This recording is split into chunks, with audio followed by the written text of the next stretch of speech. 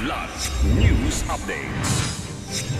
Mga balita ngayon, dalawang dating NPA sumuko sa 1st RCDG Reservist. 3 patay, 7 sugatan sa banggaan ng bus at NPB sa San Pablo City. High-value target arestado sa Baybas sa Mandaue City, 1.36 million pesos halaga ng shabu na samsam.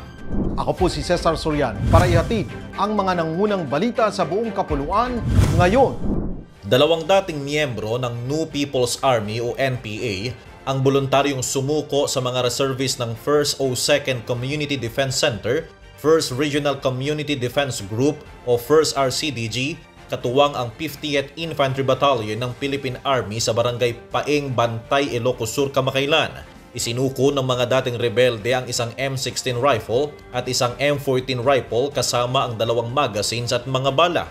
Pinuri ni RESCOM Commander Major General Ramon P. Sagala ang ginawang hakbang ng mga reservists na anya'y patunay ng kanilang malasakit at voluntaryong paglilingkod kahit hindi pangunahing tungkulin ang pag-recover ng mga armas. Ang 1st RCDG ang nangangasiwa sa administrasyon ng mga reservists sa buong Ilocos Region at patuloy na katuwang ng pamahalaan sa kampanya laban insurhensiya.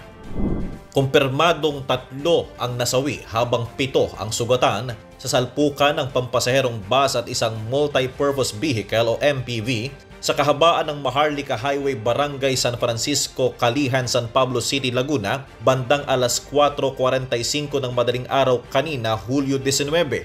Ayon sa ulat ng San Pablo City Police, kabilang sa nasawi ang driver at 2 pasahero ng MPV na naipit sa loob ng sasakyan. Dinala naman sa mga ospital ang 7 sugatan, kabilang ang ilang sakay ng bus. Batay sa inisyal na investigasyon, posibleng overspeeding at madulas na kalsada ang naging dahilan ng aksidente. Patuloy ang investigasyon at pagkilala sa mga biktima ng insidente. Arestado ang isang high-value individual sa ikinasang bypass operation ng CIU-CDEU ng Mandaue City Police Office o MCPO sa Mantawi Drive, Barangay Subangdako nitong Biyernes ng hapon, Hulyo 18.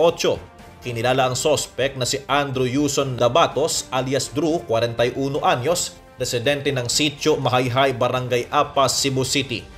Nasamsam sa operasyon ang tinatayang 200 gramo ng hinihinalang shabu na nagkakahalaga ng 1.36 million pesos.